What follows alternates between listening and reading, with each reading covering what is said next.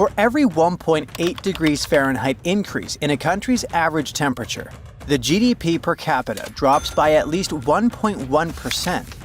To put it simply, with every step you take from the North Pole to the equator, not only do you get hotter, but you also get poorer. Even though life in freezing cold countries can seem miserable, 74.2% of the world's billionaires are concentrated in the global north. And there are at least 4 theories explaining that. The simplest theory is tied to biology. Cold weather is believed to keep germs away, leading to better health and productivity. Sounds good, but I'll challenge that later. Next, there's the sloth theory from ancient Greece, and it's more about climate in general. Greeks believed their ideal weather made them wealthier, while hotter regions were seen as less creative. The third idea is based on economic and anthropological studies. You see, experts noticed some time ago that colder countries have inclusive institutions that offer equal job and life opportunities and protect markets and private property. Naturally, such conditions promote healthy competition and boost wealth.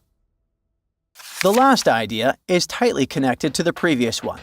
Long story short, richer countries tend to distribute money better because they're more inclusive. Poorer nations often have extractive institutions where a powerful elite controls wealth.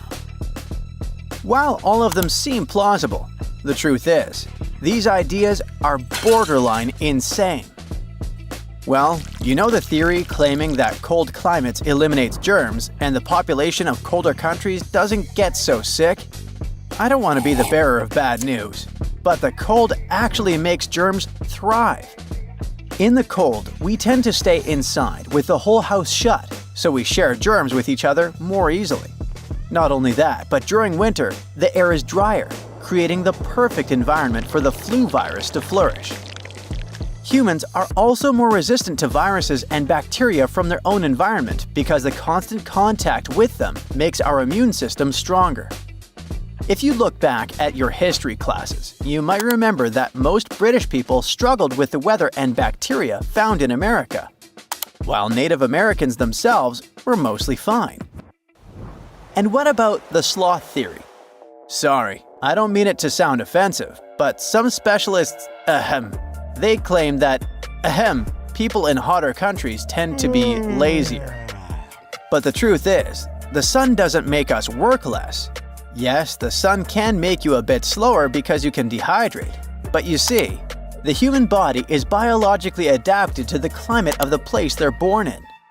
This means that if you live in Canada, for example, you can endure the cold just fine. But Brazilians will probably handle hot days better than you. But if the sloth theory was true, how would you explain that people in Colombia work about 200 hours a year more than those from the United States? In fact, if you live in Cambodia, Myanmar, or Mexico, you're bound to work more than anyone in the world. Besides, hotter countries have a genius way to fight off laziness.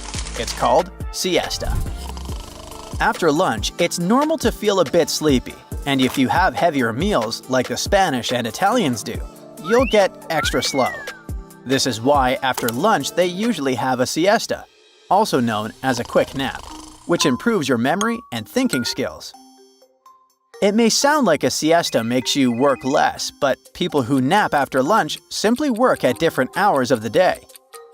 While you make shorter lunch breaks and go home at 6 p.m., in Spain, the lunch break lasts 2 hours and the workday ends at 8 p.m. They work when it's not so hot outside and even get to take a power nap. The past is also crowded with people who lived rich lives despite the scorching sun. The ancient Egypt civilization may have existed thousands of years ago, but they were one of the richest civilizations ever, even though they lived in a place that was super hot and super dry.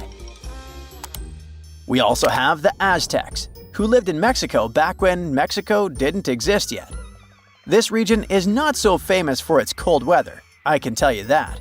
But the Aztec civilization still managed to have a capital that was bigger than London, Paris, and Madrid of the time. On top of that, many of the inventions we have today that make a lot of people rich were created thanks to math and science. Two things born in hot places, like Mesopotamia and India. Now, to make all those economic and anthropological studies sound simpler, let's start with the most obvious part. It's true that hotter countries usually make money out of their natural resources. They don't have such strong industries, and the money is concentrated in the hands of the elite. All of this reduces the GDP, that thing that estimates whether a country is wealthy or not. Remember we said richer countries have inclusive institutions? These institutions are basically laws that make sure people have equal job and life opportunities, including nice houses and a good salary. Poor countries are not very good at this inclusive institution thing, but it's not by choice. This is actually a consequence of the age of exploration. In case you were sleeping during your history classes, let me remind you. The age of exploration is that time between the 15th and 17th centuries, when many kingdoms in Europe were exploring the seas and setting up colonies all over the world. I know it feels like this was a long time ago, but many countries that were colonies back then only became independent during the 20th and 21st century. This is why many poor countries don't have solid industries and markets, because their institutions and laws date back to when they were still colonies, and their years as colonies depleted resources and didn't provide a good infrastructure. Besides, saying that private property reduces the income and inequality gap is kind of absurd. It's true that developing countries like Brazil and South Africa are highly unequal, but in the US, for example, 1% of the richest people in the country make 139 times more money than the poorest part of the population. And there were more than 700,000 homeless people in 2024. Besides, 1% of the world's population is wealthier than the rest of humankind put together. If inclusive institutions were really that powerful in richer countries, then there wouldn't be more than 1 billion people living in acute poverty all over the world. There's no point in saying that private property makes everyone's lives better if people can't even afford to have a house in the first place. And using the GDP to calculate the wealth of a country is not exactly the best way to understand poverty, because the GDP only considers how much money the industry itself makes. It ignores, for example, the question of whether people who work in those industries have good jobs, if they are well paid and have a good life. The GDP also ignores inequality, which means it ignores those inclusive institutions we mentioned before. In the United States, there are about 835 billionaires, but 11% of the American population is still very poor. So, my hot take here is that inclusive institutions are not that inclusive, and that money is not that well distributed in the first place.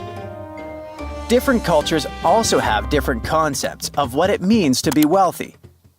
In London, for example, being able to afford food, clothes, and shelter does not make you rich. To them, you're simply surviving. If you want to be truly wealthy in London, you might have to hire a housekeeper, buy a horse, and have a personal Pilates instructor. But to the Awa or the Yanomami tribes, money doesn't even exist. They produce only the necessary, and if they have a surplus, they will trade with other tribes. I guess the fact that poor countries are all located closer to the equator line is not just a simple historical coincidence.